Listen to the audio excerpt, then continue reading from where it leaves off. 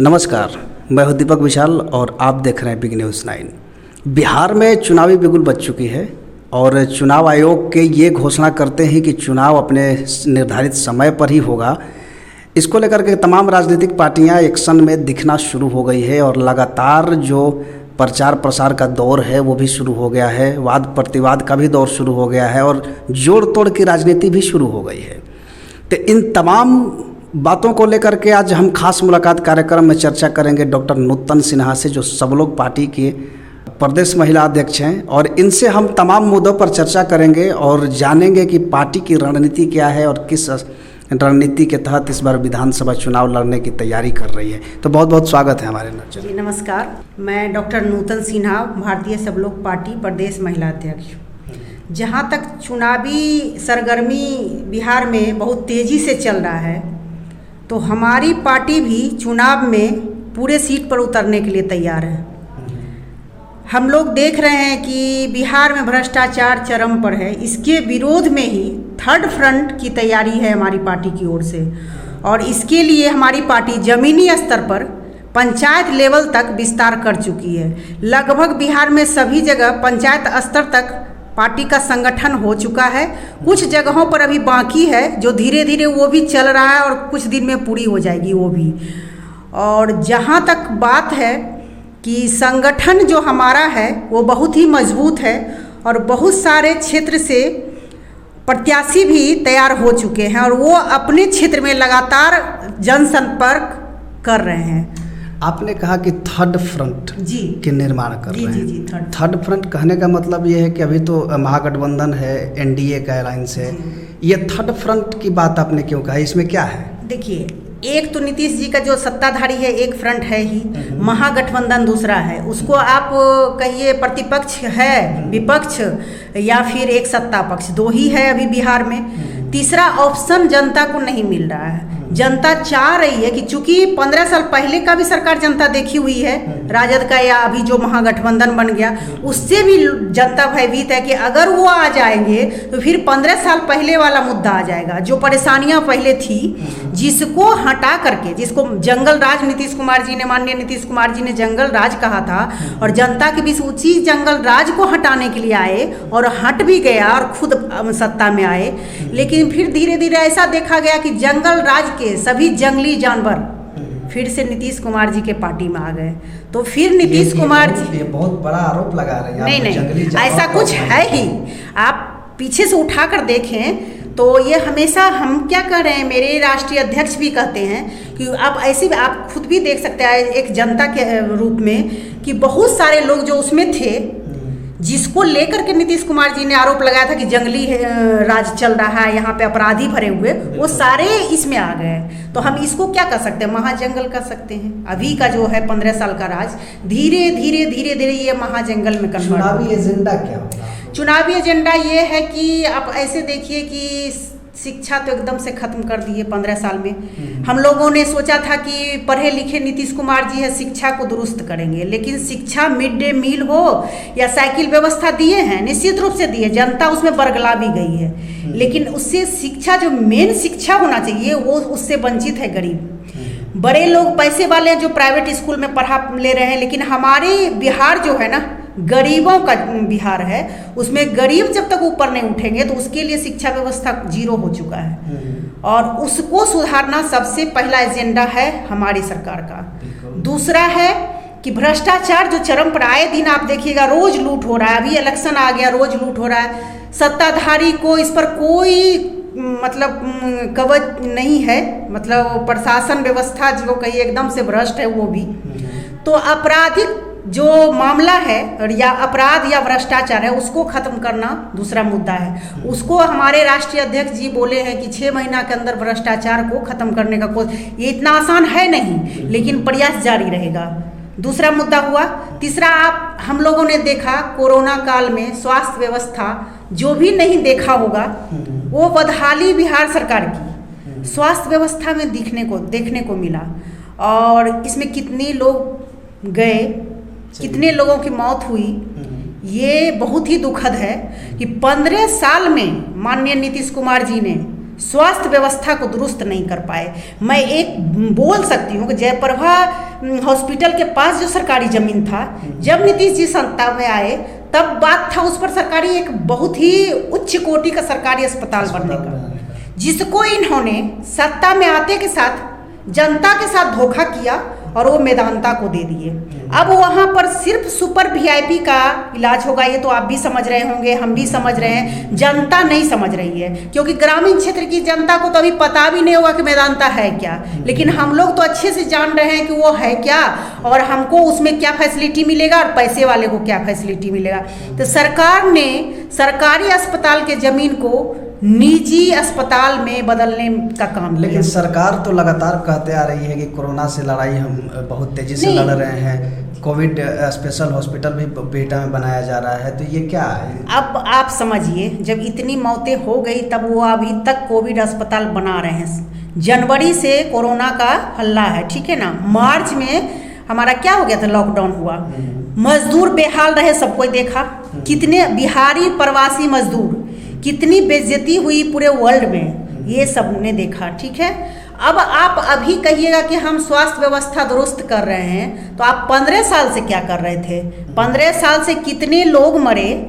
PMCH में gate से ही patient जो है ना पड़ा रहता है, इसी तरह हमने वहाँ, मैं गई हूँ, देखी हूँ, हाँ, बहुत सारा वीडियोस भी लीक होता है, लेकिन नीतीश कुमार जी को जू तक नहीं रेंगता है कि हाँ सच में हमारे बिहार की ये बदहाली है कि एक भी उच्च कोटि का अस्पताल नहीं है, जिल्लत सहना पड़ता है। आपके अरविंद केजरीवाल कहे थे कि बाहरी नहीं इलाज कराने आएगा, तो मुख्य रूप से मजबूरी में कहिए या जैसे कहिए, बिहार की जनता ही जाती है एम्स में इलाज। नीतीश कुमार तो अभी लगातार इस पूरे महीने हमने देखा कि लगातार चीजों का लोकार्पण कर रहे हैं, उद्घाटन कर रहे हैं, शिलान्यास कर रहे हैं। बहुत अच्छी बात है, कर रहे हैं। ये भी तो विकास का एक माध्यम नहीं, निश्चित रूप से कर रहे हैं। तो ये जनता को धोखा देने के लिए कर रहे हैं। आप 15 साल से क्या किए, जो 15 साल से नहीं किए वो 1 महीना में करने का क्या मतलब हो रहा है, ये भी किसी जनता को समझने का जरूरत है। और वो क्या समझा रहे हैं कि इतने दिनों से हमने कुछ नहीं किया, अभी चुनावी मुद्दा है, चुनाव है, वोट लेना है, तो हम बहुत सारे, चूंकि उनके हाथ में सत्ता है वो तो कुछ भी कर सकते हैं, तो बहुत सारे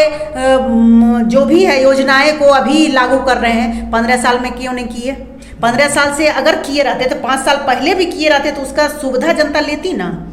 बेसिकली ये कहा जाए कि जो भारतीय सब लोग पार्टी है, इसकी मेन मुद्दा होगी चुनाव लड़ने का शिक्षा, मैं बता दूं, डेवलपमेंट। हाँ, इसको में बताएं कि शिक्षा व्यवस्था दुरुस्त करना, स्वास्थ्य व्यवस्था दुरुस्त करना। इवन हमारे राष्ट्रीय अध्यक्ष जी कहे हैं, अरुण कुमार जी, कि सभी जिला में उच्च कोटि का अस्पताल, मैं भी लिखती हूँ, सभी जिला में उच्च कोटि का अस्पताल होगा, जहाँ पर कि आप ऐसे समझिए ना, किसी जिला से पटना आकर इलाज कराने के लिए अगर हम इमरजेंसी दौड़े, रास्ते में मर जाएगा पेशेंट, है कि नहीं, तो वो जिला में रहना चाहिए, उतना व्यवस्था, ऑक्सीजन का व्यवस्था रहे, वेंटिलेटर रहे। तो इस तरह के उच्च कोटि का व्यवस्था हर जिले के अस्पताल में होगा। उसके अलावा पीएमसीएच को ऐसा अस्पताल में कन्वर्ट किया जाएगा ताकि वहाँ पे जो भी इमरजेंसी जो रेफर करके आएगा जिला से, वहाँ पे अच्छे से किसी पैरवी का जरूरत नहीं, हर गरीब का, हर तबके का वहाँ उच्च कोटि का इलाज होगा, सभी व्यवस्थाएं दुरुस्त होगी, शिक्षा हो गया, स्वास्थ्य हो गया। अब अपराध जो है, भ्रष्टाचार है और अपराध है, इस पर रोकथाम होगा, हमारे पार्टी का मुद्दा है। उसके बाद जो प्रवासी मजदूर है, सारे नीतीश कुमार जी ने, मैं एक आपके इंटरव्यू में नहीं पूरा हो सकता उनका भ्रष्टाचार, वो जितने भी कुछ फैक्ट्री और मिल लालू यादव जी बंद किए, और उसके बाद माननीय नीतीश कुमार जी ने सरकारी जमीन, हमको नाम नहीं याद आ रहा है, जहाँ पर फैक्ट्री डालमिया नगर या कहीं जहाँ भी है, हाँ, तो वहाँ का है क्या कि वो जमीन को आप बेच नहीं सकते हो, तो इन्होंने लीज पर सारा दे दिया, तो बेचना ही हुआ ना। जनता को तो नहीं पता है, तो ये बेवकूफ़ बनाने वाली बात हो गई ना कि आपने सरकारी मिल बंद, जो लालू यादव जी बंद करवाए, तो उसको खुलवाने के बजाय आपने उस मिल का जमीन ही को बेच दिया, और वो जमीन निजी आप अपने आदमी के हाथ में लीज पर दे डाला।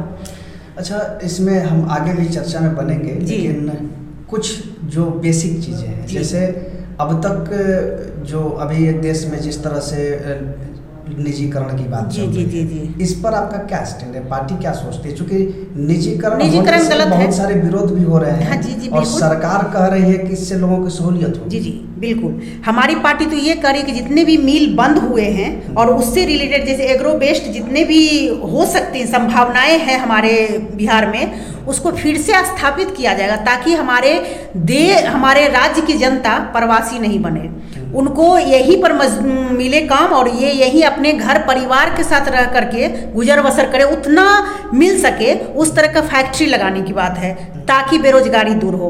अब आ जाइए नौजवानों की बेरोजगारी, जो पढ़े लिखे नौजवान हैं उसके लिए यहाँ कोई फैसिलिटी नहीं है। कितने दिनों से आप ऐसा भी देखे होंगे कि 2-2, 3-3 साल तक स्टूडेंट को आंदोलन करना पड़ता है, आंदोलन करने के बाद उनकी परीक्षाएं होती हैं। ग्रेजुएशन 4 साल का 5 साल में होता है, 3 साल का डिग्री है ना 5 साल में कंप्लीट होता है, 2 साल का पीजी है 4 साल में कंप्लीट होता है, छात्र को आंदोलन करना पड़ता है। तो ये नौबत जो यहाँ बिहार में है, ये शिक्षा व्यवस्था को दुरुस्त करके बिहार के बच्चे को रोजगार देना भी। आप एसएससी का एग्जाम देखते होंगे, 4 साल में एक बार हुआ, उसमें भ्रष्टाचार हो गया और वो क्या हो गया, पोस्टपोन्ड हो गया, फिर साल भर लग गया उसको फिर से री एग्जाम कराने में। तो ये सारी व्यवस्थाएं को ठीक करके नौजवान, सबसे बड़ा अभी का जो मेन समस्या है वो समस्या ये है कि शिक्षा की जो स्तर है वो बिहार में लगातार गिर रही है, और साथ ही साथ सरकार जहां एक तरफ ये कहती है कि हम शिक्षा के स्तर में सुधार कर रहे हैं, लेकिन ज़मीनी स्तर पर शिक्षा का सुधार नहीं हुआ, चाहे यूनिवर्सिटी हो, प्राइमरी हो,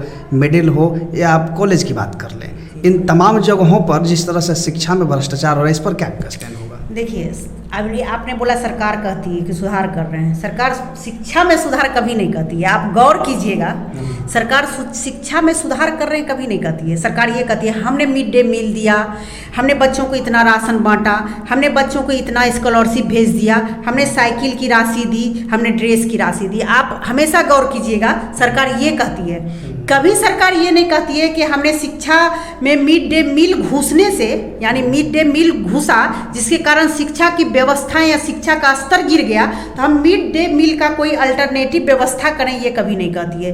क्योंकि सरकार के नियत में ही खोट है, वो शिक्षा को सुधारना ही नहीं चाहती है। अगर सुधारना चाहती तो मिड डे मील के लिए एक अलग संस्था होना चाहिए, जो वो 10 स्कूल को ले लिए, एक पंचायत का पूरा स्कूल ले लिए और वो मिड डे मील सप्लाई करते हैं, जैसे दिल्ली में होता है। दिल्ली में कॉन्ट्रेक्चुअल बेस पर है, वो खाना देने का काम। तो ये सरकार चाहती ही नहीं है, सरकार सिर्फ अपने नाम पे गुणगान करना चाहती है कि हमने ड्रेस बांटा। अभी क्या हुआ, हमने राशन 5 किलो चावल और शिक्षा, तो 5 किलो चावल शिक्षा पे भारी पड़ रहा है।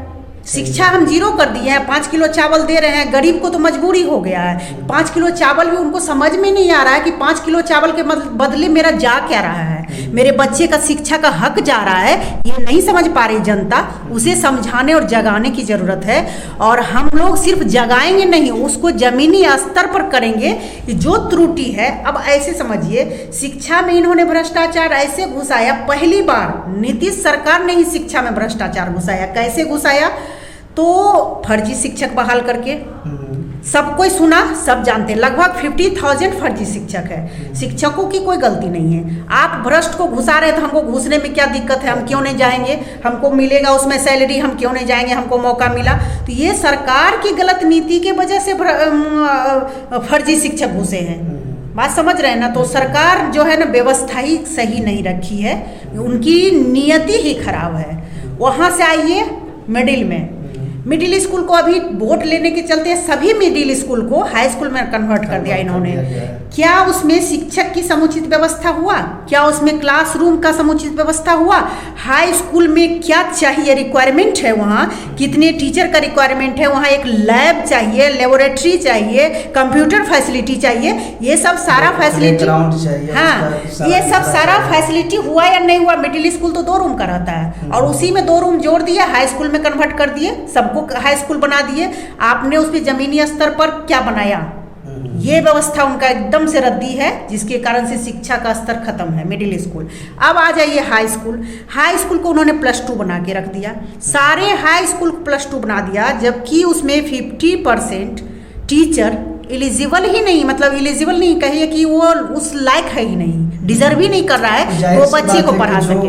हाई स्कूल के टीचर है वो प्लस टू में जा रहे हैं या फिर कॉन्ट्रैक्ट पे इस तरह से बहाली किए, डिग्री लाओ और नौकरी पाओ, किस तरह की डिग्री है, कहाँ से वो लेके आए बच्चे के। हमने ऐसे भी इंटरव्यू में कैंडिडेट देखे जिसको उसके पेरेंट्स खड़ा होकर के बीएड कॉलेज का नाम रटाया जा रहा था कि अगर वेरिफिकेशन में पूछा जाएगा कि कहाँ से बीएड किए हो तो वो नाम रटाया जा रहा था उसको। यानी इस तरह से डिग्री आया है और वैसे टीचर बने हुए हैं। आपने कितने बार वीडियो वायरल होते देखा हो, संडे मंडे नहीं जान रहा टीचर तो वो क्या पढ़ाएंगे? क्वालिटी टीचर नहीं है तो बच्चे को क्या देंगे शिक्षा? तो इस तरह से इन्होंने प्राइमरी, मिडिल और हाई स्कूल को एकदम से चौपट कर दिया। अब कॉलेजों की भी स्थिति सही नहीं है क्योंकि बहुत सारे यूनिवर्सिटी कॉलेज का तो बोलेंगे ना, कॉलेज मेरे पास शिक्षा, चूंकि मैं एजुकेशन से जुड़ी हुई हूँ और एजुकेशन से हमको लगाव है तो प्राइमरी से ही मैं देख रही हूँ, तो कॉलेज का बोलूँगी तो उसमें एक और टाइम बहुत लगेगा।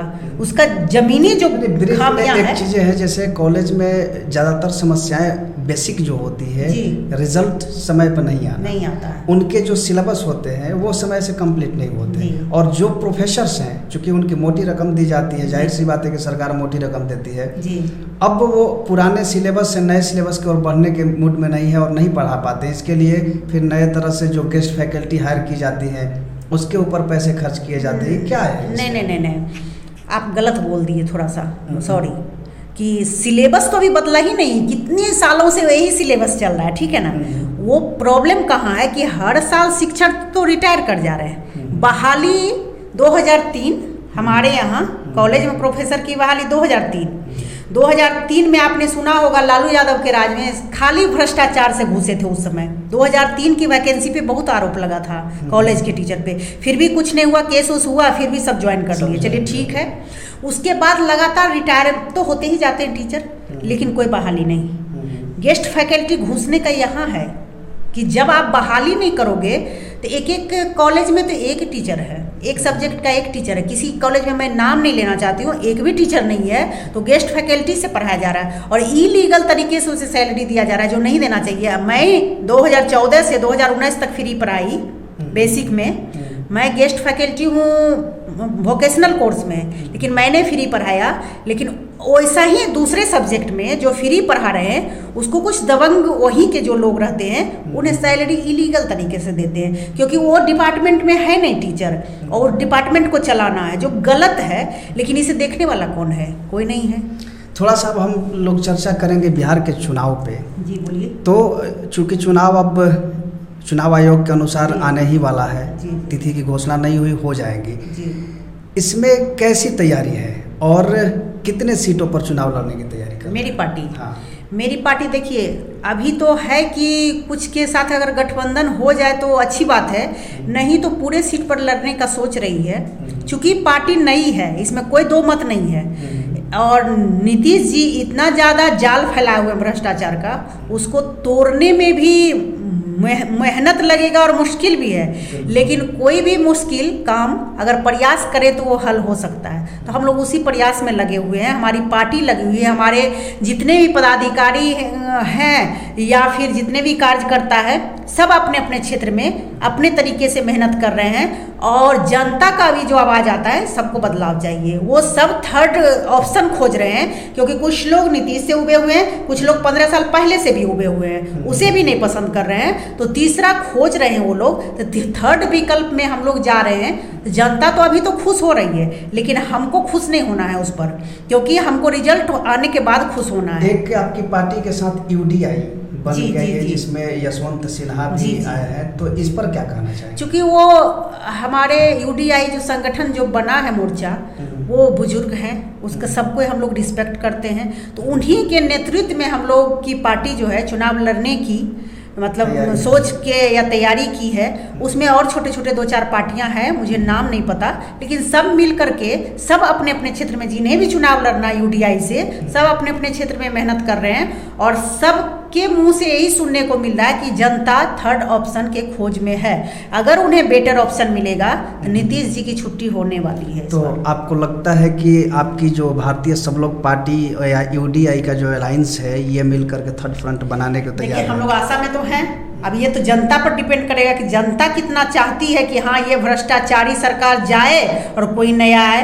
हम लोग तो विकल्प देने के लिए तैयार है, जिसमें स्वास्थ्य, शिक्षा व्यवस्था, अपराध सब खत्म करने का एक विजन है।